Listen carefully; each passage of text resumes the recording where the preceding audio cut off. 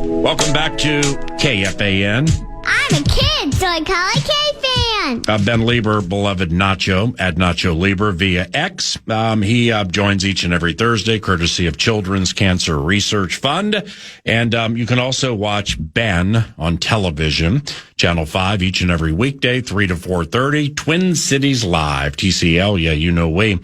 Twin Cities Live, 3 to 4:30 on Channel 5. That includes today. And here comes Ben. Thanks for the TLC at the surprise party Tuesday night. And your wife, Abby does not age. She does not age. Awesome. I haven't seen her in forever. Yeah. Awesome seeing you guys, man. Yeah, man, it was great. Huge applause to Lisa and Derek and Coley and everybody involved to kind of like keep it all a surprise. Yeah, and unbelievable. It was great. It was great to see your reaction. It was fun to get the invite, and I wouldn't miss it for the world. So. Yeah, happy birthday, man. Having you and Pete there, man, that was really touching. But what wasn't touching is you triggering me into drinking 3 tequila concoctions. So I only got you the first one. I know, but you triggered the common thread, and 3's a lot for somebody who basically doesn't drink. I don't have anything against those who do drink. I just don't really like the taste that much. It was a little tough to get going yesterday, but thank you very much for that. Do you think? By the way, Mike McDaniel just was fired as head coach of the Miami Dolphins. Wow. So, yep. Didn't he just get like sort of the pseudo-soft vote of confidence or no? Well, I mean, it's so stupid how some people handle things that even like the public and casual fans can figure out. So I don't know the guy's name, but they fired the general manager. And then the feeling from Miami was like Mike McDaniel, the former coach, is going to have a say in the next general manager. Right. And then, well, you know what? Then McDaniel gets fired 2 days later.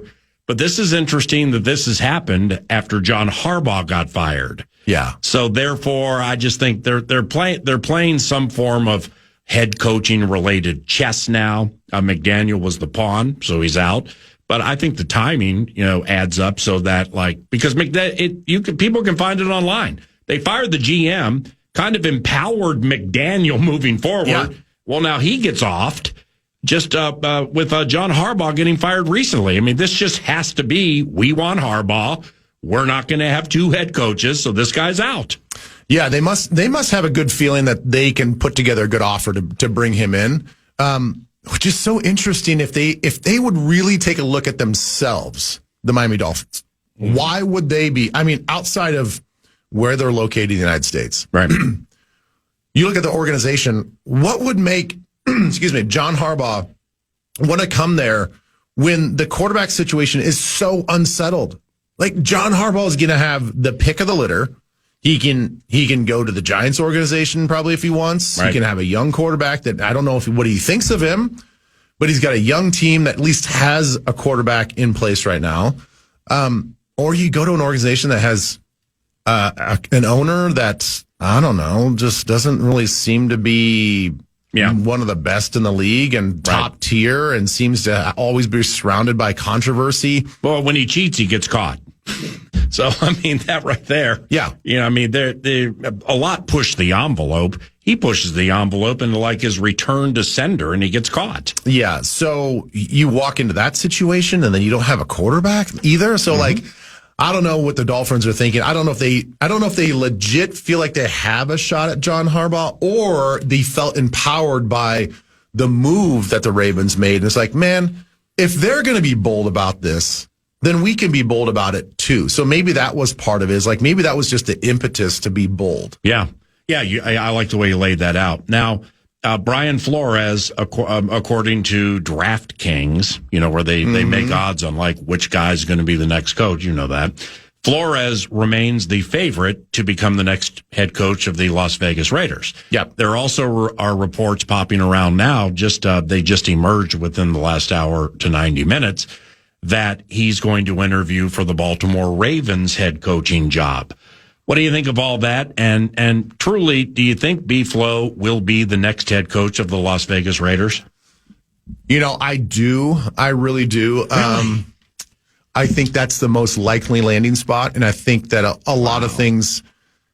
That would suck if that happens. I know.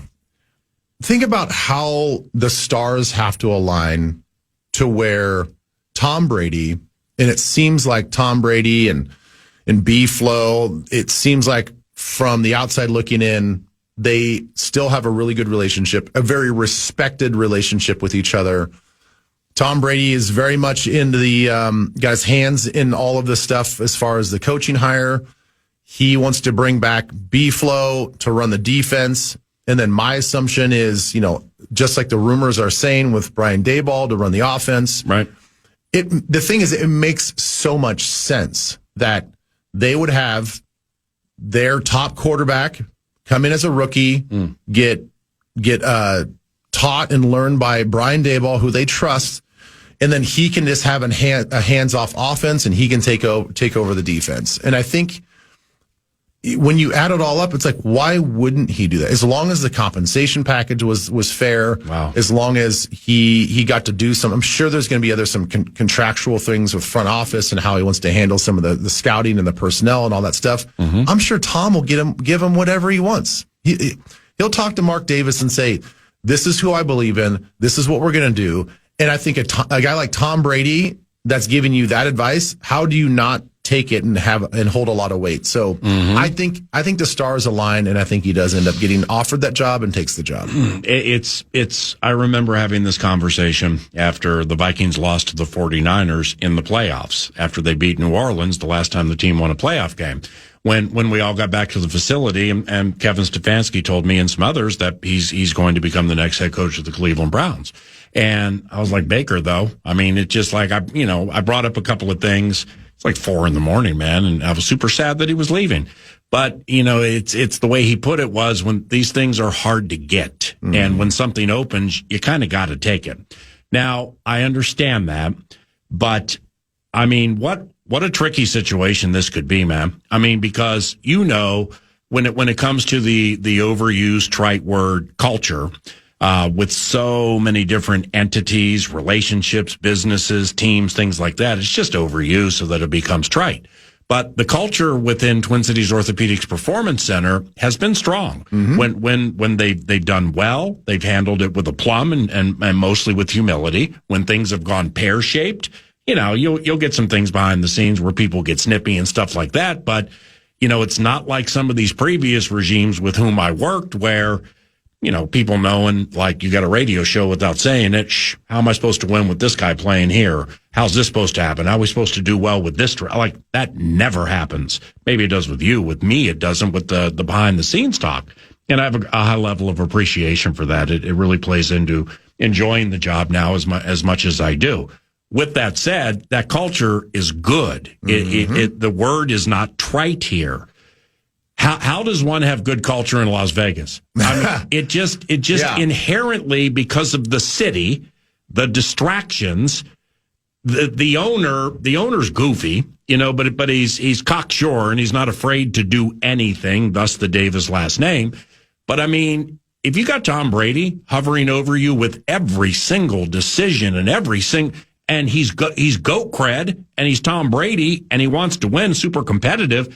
It just seems like too many chefs in the kitchen, and like it just would be difficult to exist and do your job. Well, to overanalyze the situation too is the thing that I would be worried about and cautious about if I'm a Raiders fan is the Patriot way going to work with this generation? And bingo. We saw the last time that Josh McDaniels took over the Raiders, and he wanted to bring his Patriot way, and it didn't work. And so, just because you had success 10, 15 years ago, does that mean bringing the band back together with this generation of players is the way to go? And then they have the ultimate decision of the number one pick. And are you going to go with Dante Moore out of Oregon, or are you going to go with the kid out of Indiana? Like, I think there's two polarizing decisions to make there because there's two different styles of play and two different types of personality. Yeah.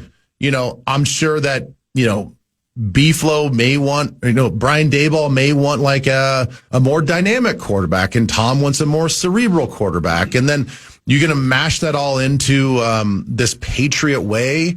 I don't know. that would raise a little bit of red flags to me because that does not seem to be the way that agreed the winning cultures are being established in this younger generation of football players. Right. Yeah, I absolutely agree with you, and it plays into the word culture. So we'll see what happens there with the old B-Flow. By the way, lastly, if Flores does leave, all right, what do they do?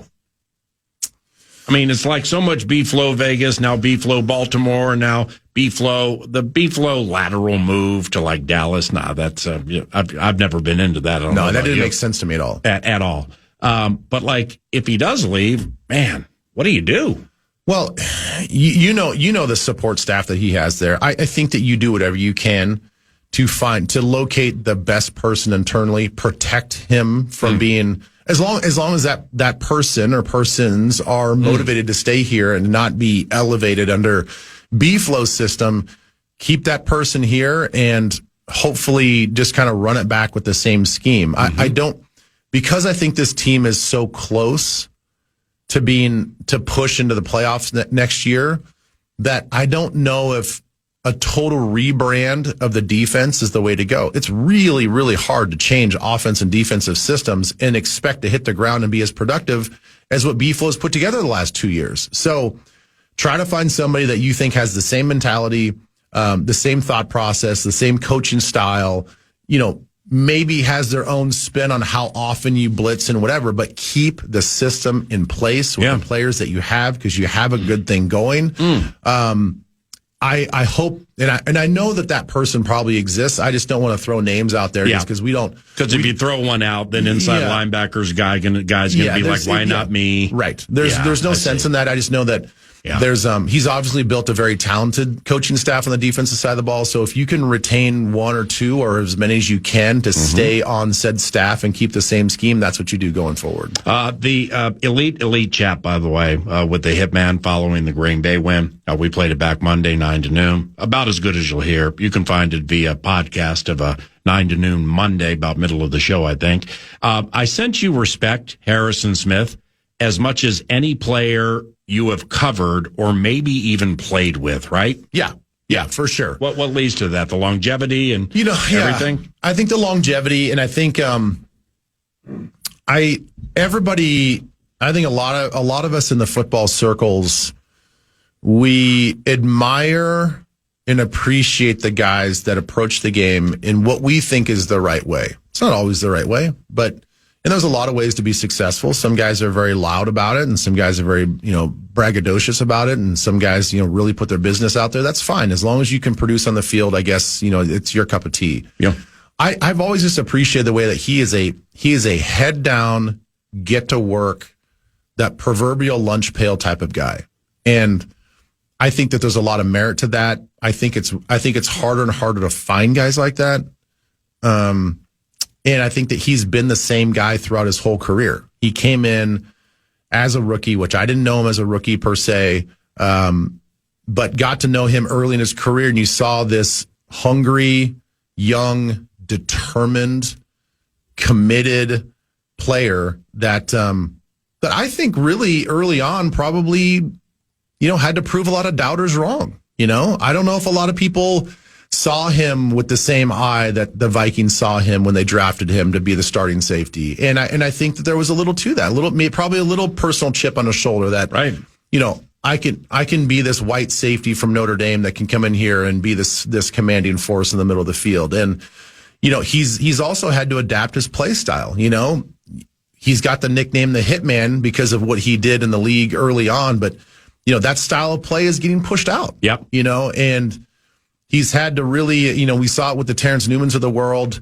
I've seen it, personally with, the guys like Brian Urlacher where, they might be missing a step, but they're still every bit as important on the field because of what they can do from a mental and a cerebral standpoint. Like Patrick Peterson of late. I mean, a lot of older guys that extend their careers beyond, that they might get to years, the last 3 or 4 years of their career may not physically be able to go out there and be the fastest and the strongest and the quickest, but man, do they play smart football. And I just think the evolution of what he's been able to do to continue to play at a high level and to continue to be humble throughout this whole journey, I think is remarkable. And it's something that we should continue to applaud. And it's the same thing that we can be said about CJ Ham. I think that was like, it was so fitting to have two guys that we think, played their last game of football, on the field, or at least in a purple uniform, kind of go out in style, because there's two kind of cut from the same cloth. Yeah. And it was special to see that. And to amplify it, not that it matters much, but it's like you said, Ham and Harry would absolutely be a couple of Jim Kleinsasser type guys. Yeah. And 100%. On that day, Jim Kleinsasser was at US Bank Stadium. Yeah. I mean, it was perfect. Ben Leber at Nacho Libre via X Twin Cities live today, 3 to 4:30 on Channel 5. And we thank Children's Cancer Research Fund for the sponsorship. The McCarthy play leave. It worked on you a little bit at the end of the season, didn't it? It did. Why? I think for all those same things that I said about Harrison Smith, I wish I could be as declarative and committed to that same sentiment about our quarterback. Without saying there won't be a day you can. Right. Yeah. Exactly. And that's the thing with all this, is the caveat with all this is, like, I understand that he's very young. Mm-hmm. He is young. There's a tremendous amount of weight and responsibility on his shoulders. And, he has been told from so many people, especially the people within, like, we got to fix this mechanically. We got to do things this way. We got to, you come to this realization that everything that got you to this point to be a first round draft pick is now being called into question. And you have to figure that out in real time, while also leading a team, trying to get out there every Sunday to be successful and be productive and to prove that you're the guy going forward. That's a lot, man. That a lot of respect for the way he's handled that. I do have some hesitation about how he's handled some of the physical demands of playing the position. And I don't claim to know, I certainly do not know all the ins and outs and all the details about what happened, but if I'm a player and I'm putting myself in his position, now let me just try to look at it through his lens of his own eyes. If I feel the public questioning whether I can be accountable to be available for every Sunday, injury-wise, I would try to flip that narrative just as much as I want to flip the narrative of, can I fix my mechanics? Can I stop following through so far with my back foot? Can I become more accurate? Can I learn how to layer a football? Can I work on all of those things? If you understand that you have to fix that, then I think that he has enough self-awareness to understand that people are questioning whether or not he is injury prone. And if I was feeling that weight as well, I would do everything that I could to prove, now whether it's right or wrong, to break the perception that I'm not injury prone. And, the self-reporting of the concussion, I was like, if I personally, I would not have done that. Oh, on the flight back from wherever? From Green Bay. Yeah, that's right. You're coming off a historically bad football game. Yeah, you're right. Statistically, right? People are really, really questioning whether, and you don't have to hear what the people are saying to know that was a really, really bad football performance by him. And in which he played all 60 minutes. Again, I played in a different era. I know that these kids, I see it in my own youth leagues. I see that these kids, the second they get a headache, something feels off. Sir, coach, I think I have a concussion. Really? Okay. Well, all right, little Johnny, let's go over the sideline. Let's do the protocol, right? So I get how these guys are raised these days. Unless I'm on the floor puking and I can't focus on anything and my eyes are super sensitive, I would just bury that thing and be like, you know what? I may have a headache. I may be a little dizzy, but man, let's see what tomorrow brings. Right. Let's see what the next day brings. Let's see how I can get through this. I personally would not have self-reported a concussion because you know that you're automatically going to be deemed out for the next week. Right. And again, I don't know everything about orthopedics. I certainly don't, but I've suffered my fair share of injuries and I've been around a lot of injuries. From the way I understand, the hand issue was a pain tolerance issue. It wasn't a matter of function. it wasn't a turf toe situation or a torn thumb ligament where you physically can't hold a football. You can't spin the football. When it comes down to the NFL locker room, when the trainers and people tell you it's a pain tolerance thing, that is an internal gut check to you as a player.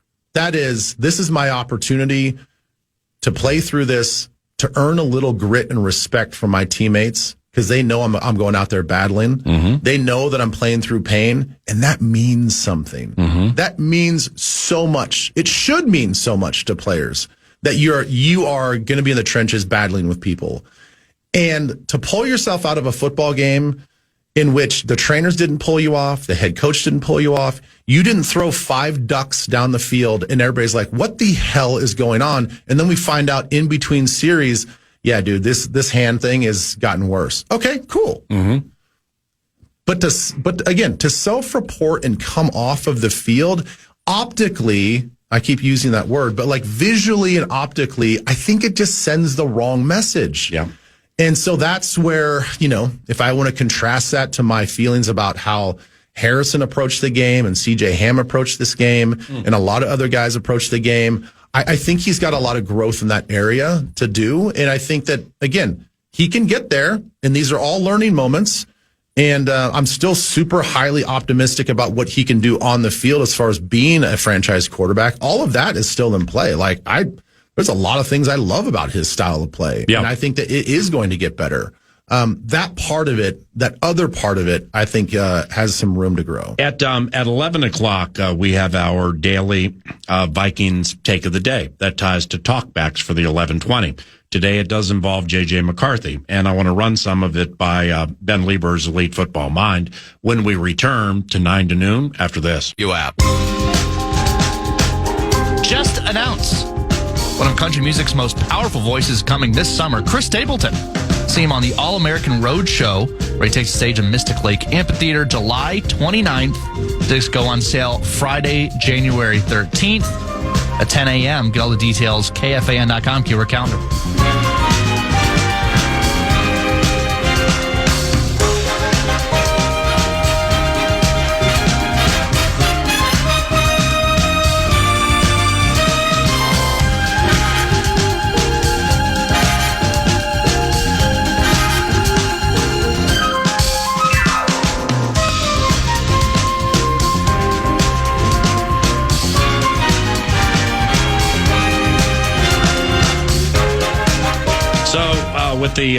With the Vikings talker of the day tied to talkbacks, what I'm going to do about 25 minutes from now, without going too far down the road, tell me what you think of this.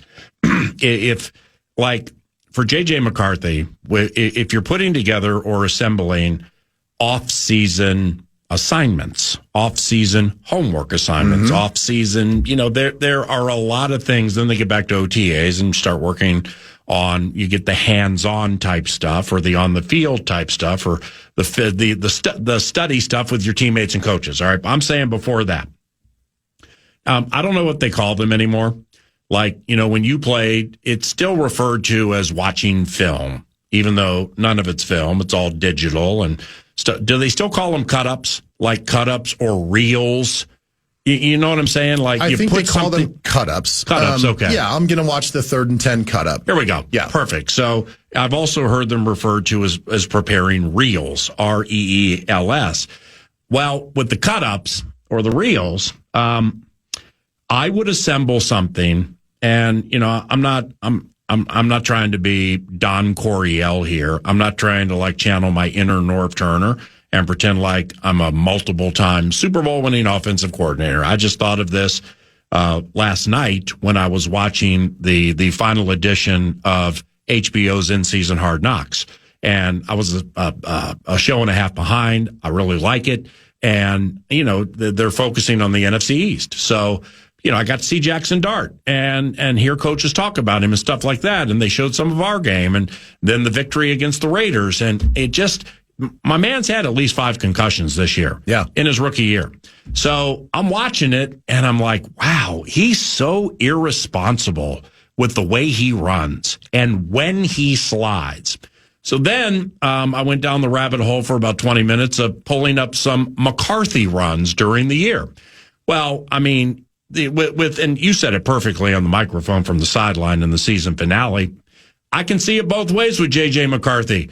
You're a dog, bro, for trucking a starting corner who's a tough guy, Keyshawn Nixon, K9 guy, talks more trash than anybody in the league, probably talks some there, sucking McCarthy into the unneeded, unsportsmanlike conduct. But he also trucked him, and he also went into him and knocked him backwards. And Keyshawn was, hey, where'd that come from, kiddo? So there is that side of him. So Nacho, paraphrasing, is kind of like, yeah, I don't like it because of the 15-yard unsportsmanlike, but yeah, I love it because of the trucking part of it, kind of drawing the line in the sand. I've had my problems. I want to let you know I'm here, and I'm not going anywhere. So go ahead and doubt me, because that's going to happen again starting next year. So two sides of that. So now thinking of that, watching when he slides, when he runs, I don't think he slides at the right time. I mean, so what the talker's going to be is putting together cut-ups of these guys: Tom Brady, Patrick Mahomes, Jalen Hurts, Jackson Dart, and Kyler Murray. Okay? And with Brady, yeah, he never ran. But you know what? He never took hits. Ever, because discretion was the better part of valor with him. It's like, it's the cliche, and I'm going to live to play another down. Old people don't like to get hit. So he would throw it away. If it's going to make it 3rd and 12, I'm going to do that because I'm going to get you on the next play before you hit me. So that's the Brady part. The art of throwing it away early and not panicking and recognizing there's another down or another series. Mahomes and Hurts are throwers first, runners second. McCarthy will be or is a thrower first, a runner second, correct? Okay, but it can be a lethal weapon with J.J. McCarthy. Likewise for Jalen, likewise for Patrick. Patrick Mahomes and Jalen Hurts are so freaking good at sliding before the guy leaves his feet to hit him and obviously running out of bounds. Hurts is unbelievable at this, where I need 12. I got to slide at 8 because I want to play the next 9 games. And McCarthy, I just think slides too late, and he takes hits when he's sliding, but there are no flags because both guys left at the same time. Yeah. And then you get to Dart and Murray.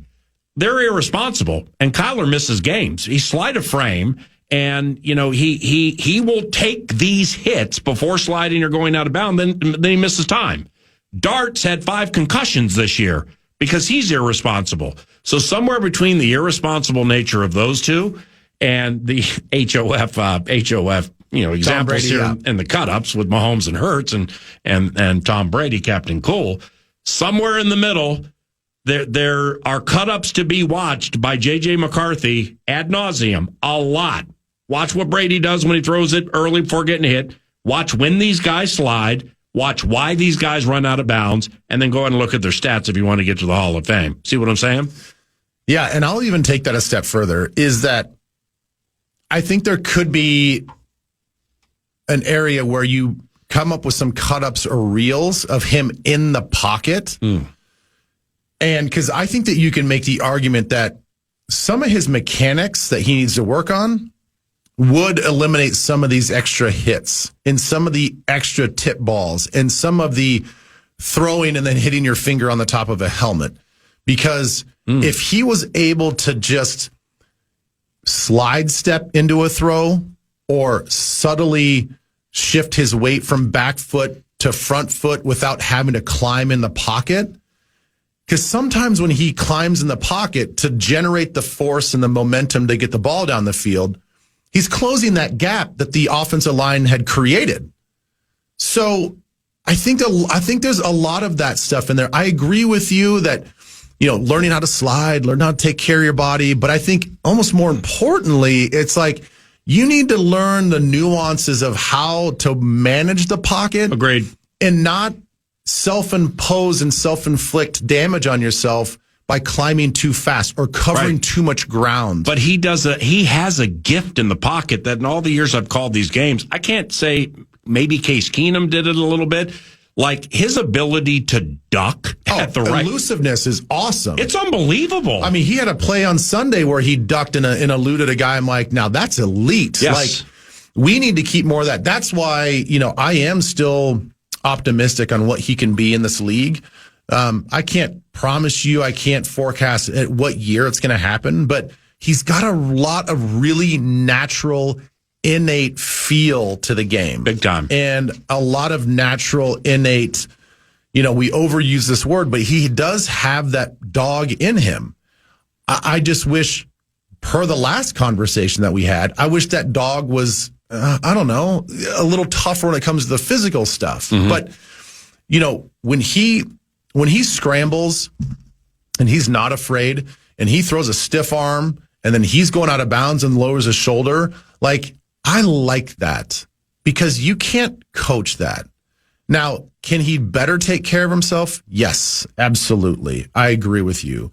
But I think that other players pick up on that and say, man, this guy's a tough quarterback. Right. Look at Carson Wentz. Yeah. Oh, wow. That's a great example. Look and Carson's so much bigger and thicker than JJ. Yeah. And I think all Vikings fans applaud him as this warrior coming off the field when he is known to have a shoulder issue.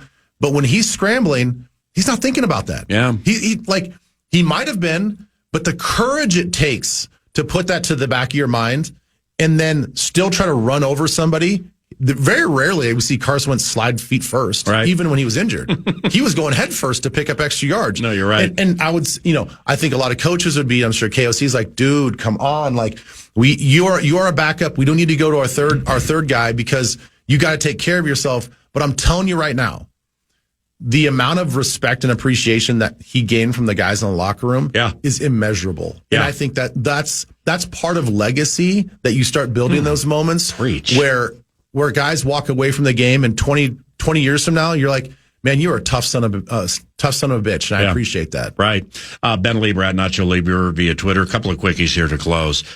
First and foremost, with the talkbacks for the 1120-ish, it's the free iHeart audio app, and find the microphone, KFAN. You got 30 seconds. And the bit's going to be, what do you want to see next season with J.J. McCarthy?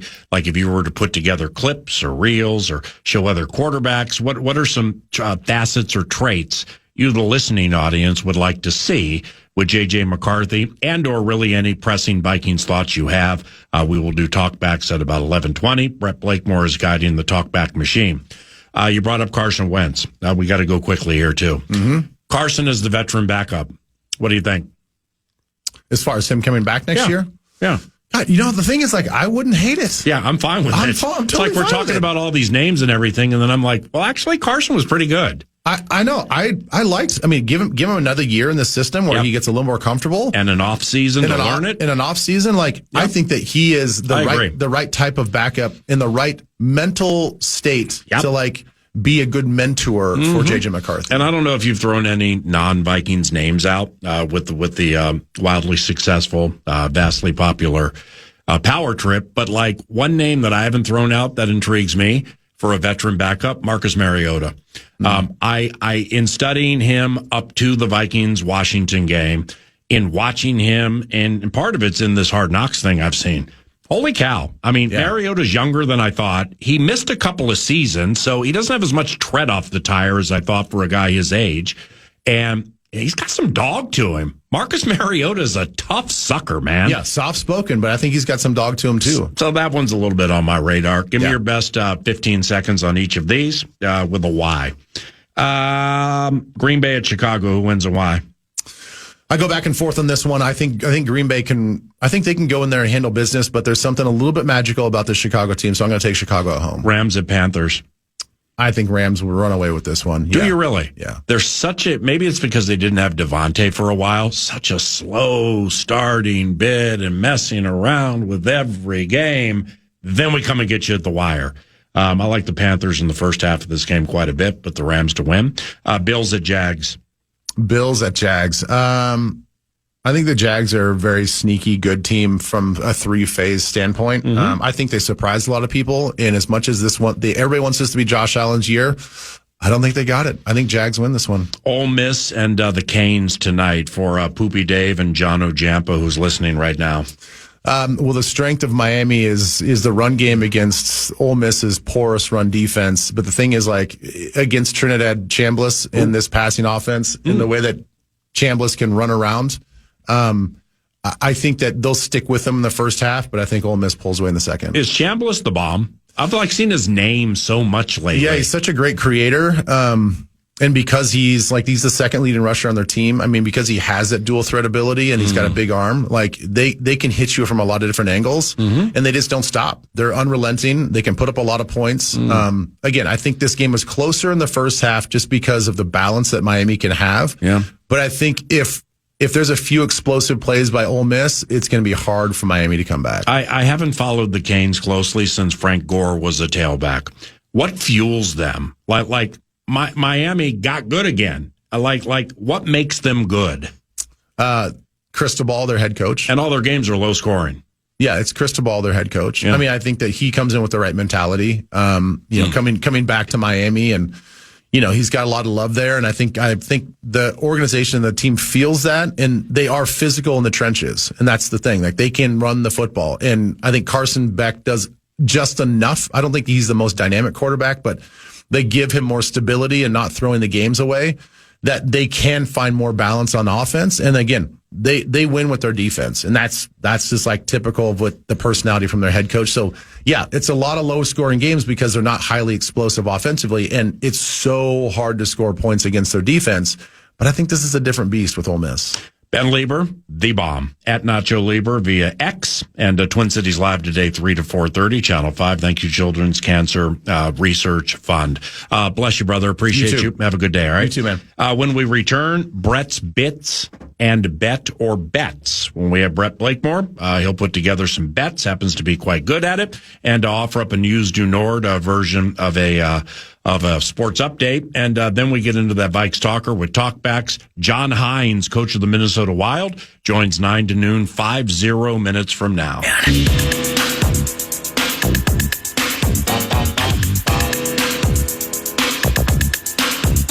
A showdown with Cleveland is on tap tonight as the Wolves battle the Cavs. Tip off at 7 p.m. You can catch every shot, every dunk, every jaw-dropping play all season on the Timberwolves iHeartRadio channel.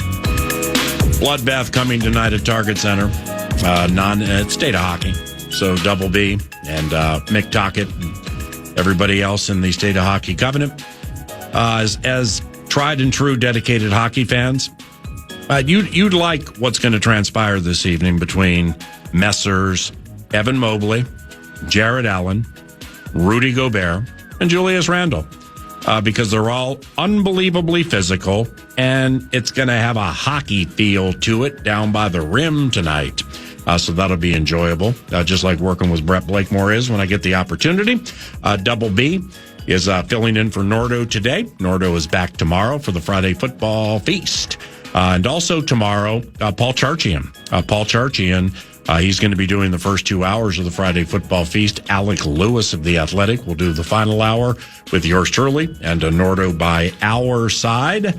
So that'll take place tomorrow. Look forward to Nordo and Paul Charchian returning to the feast. But first, we have Brett's Bits and Brett's Bet or Betza. And in the summer, when Brett and I had the opportunity to work with each other quite a bit, I just came up with this on the fly, put a bet together. Let's see if you're hot. I don't know if you bet or not. I don't know if you get lines or not, but just find something you like and share it on the radio. Well, my man won his first 5 or 6. Mm-hmm. And then I think we took 2 consecutive L's and then we moved on into the fall. But the Brett's Bet/Betza bit, what I like about the way you do it is you recognize you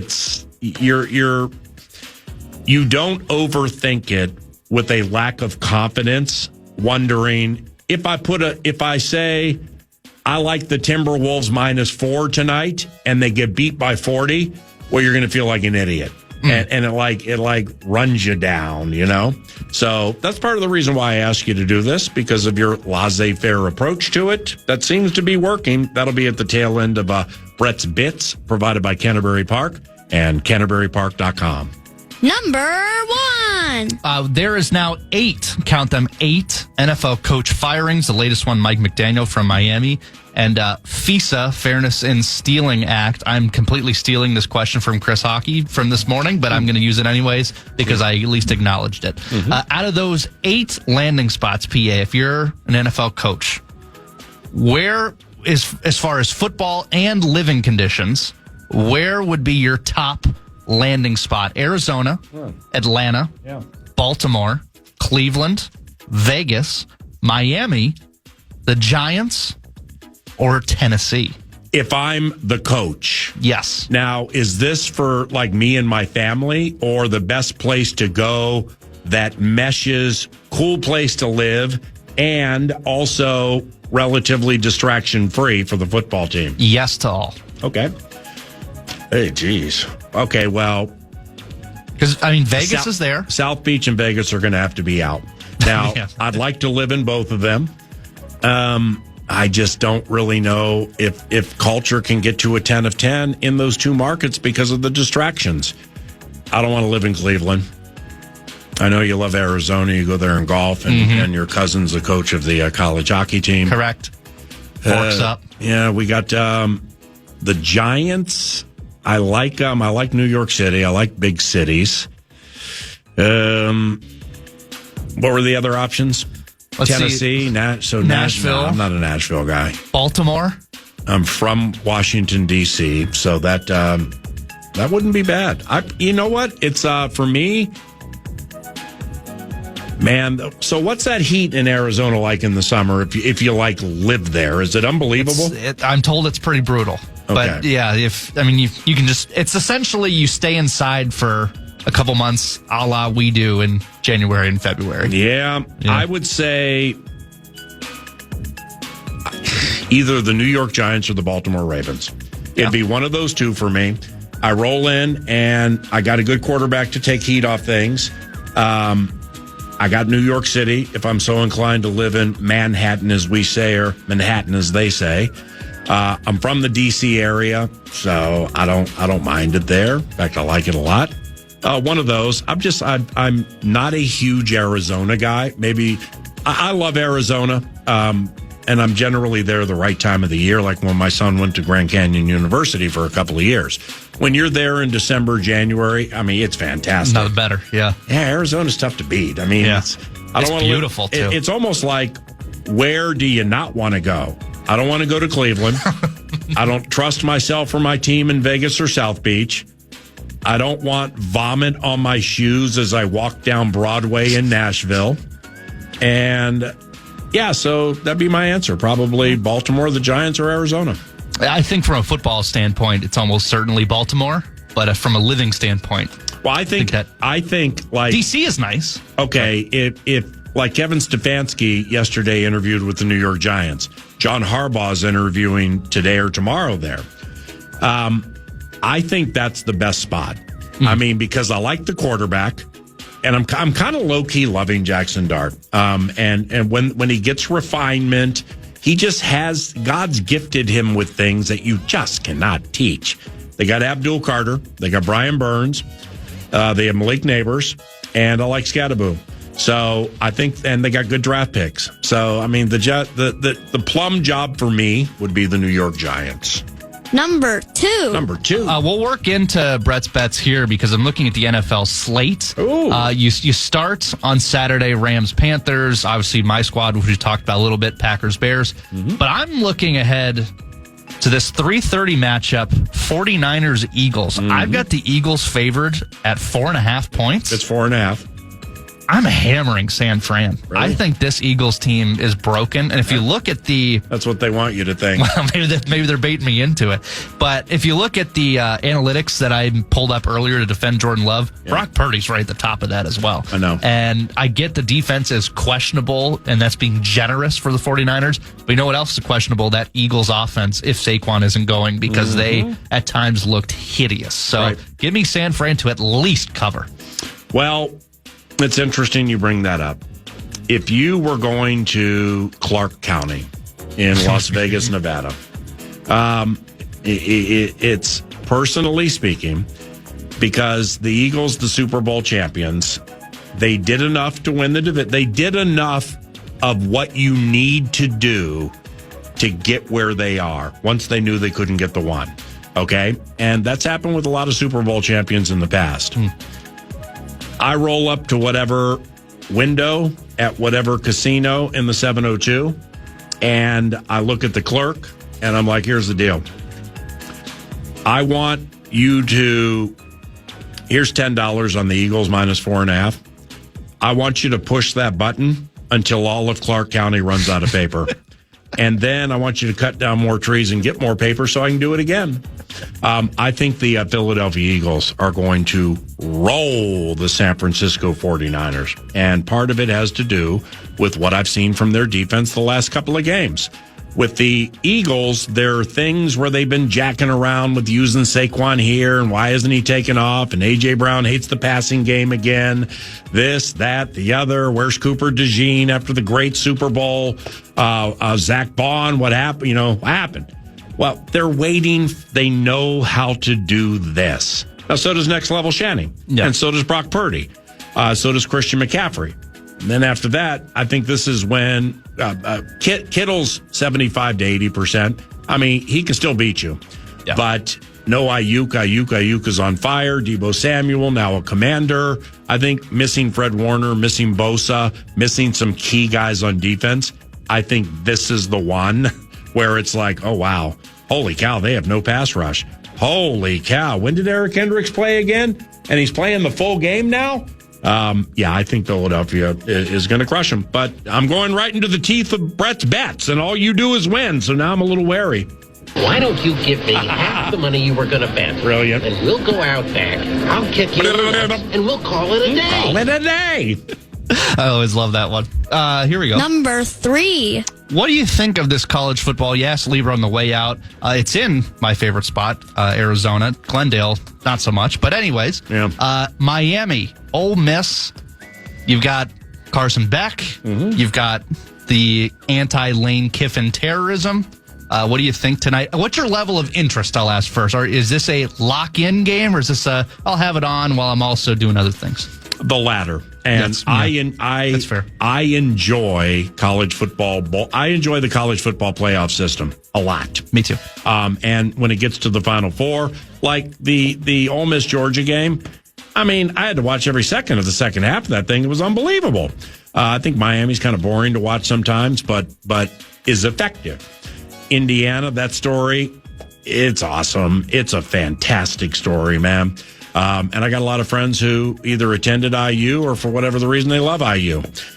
So I will watch both. I am traveling tomorrow, but I will make sure that I find a spot when I get where I'm going to watch tomorrow night's game, or at least casually watch it. Same thing with tonight. I'll have it on in the background, like doing errands or cleaning up or writing the feast or whatever. I'm not going to hone in on every single play.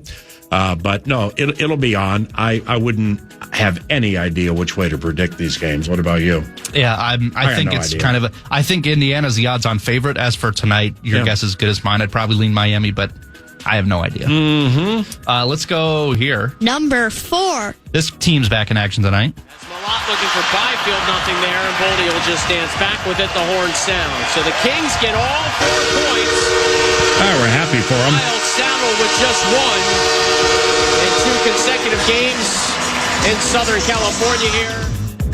Yeah, I just can't wrap, because Gorgie was saying, well, it's when you play them. Yeah. I'm of the opinion that I'm not panicking. I'm not even 1% panicking. But they're not playing their best hockey as of late, and it's a Seattle team who is kind of coming in hot. So I think they need to have a good performance tonight. Now, it sounds like Johansson's going to play. It sounds like Brodeen's going to play. Oh, JoJo's probably going to play? I believe I mean, I'm going to double check it, but I'm pretty, 95% sure I saw Russo tweet that. We got Heinze 35 minutes from now, so if Russo tweets that means he's seen the skate. Yeah. It's 9:35 Cappuccino Capital Time, or he has steam because he's elite. But Heinze, about 35 minutes from now, is going to hit him with that JoJo question. And then Wallstedt in the net as well for your Wild. So they need to have a big performance tonight against the Kraken to kind of get back on track a little bit. Not that the wheels are falling off, but Heinze expects Johansson and Brodeen to play tomorrow. Undecided whether Hunt or Juracek that plays. Bogosian went home. Wallstedt starts against the Kraken. So I like how Kevin Gorg laid it out a couple of hours ago when we had him on from Seattle. I mean, he's Senor Spotty, so he's a functioning toutaholic, even though if he's asked to tout or not. He really likes the Wild tonight, and he was concerned about the Islanders game on Saturday, and he laid out a really a good menu of items as to what plays into that point. I mean, the Kraken have won 8 of the last 9. I've watched the Kraken a few times this year, but specifically when they play the Wild, I just don't know. I don't know how the team got good. I mean, it's okay. It's kind of a plodding bit. It's not fast like Los Angeles. The interesting thing tonight is a month ago when they played Seattle, is your guy, I forgot his name, took that run to Zuki. And, well, I'm going to look into this before I have Heinze on. I still got a few questions to write. I don't think Foligno played in that game. I think that's when Foligno was out. Foligno ain't out now. So Foligno v. the world at some point in that game. Something's going to happen tonight. I forgot the guy's name. Vince Dunn, I think. Oh, you're right. Thank you. It's Dunn. Yeah, so Dunn takes this run at Zuki. It was negative. I mean, Kaprizov was looking to get into a cage match. Nothing happened after that. This is the first one since, and they're back out there, and Foligno's in uniform. That's going to be intriguing. It'll be interesting. There you have it. I appreciate you, brother. Brett Blakemore producing 9 to noon today. We have a Vikings talker of the day with a talkbacks tied to it around the corner. We're going to unfurl that and then walk our way up to Minnesota Wild head coach John Hines. Beloved Heinze joining us 30 minutes from now from Seattle on your home for the Wild, FM 100.3 KFAN.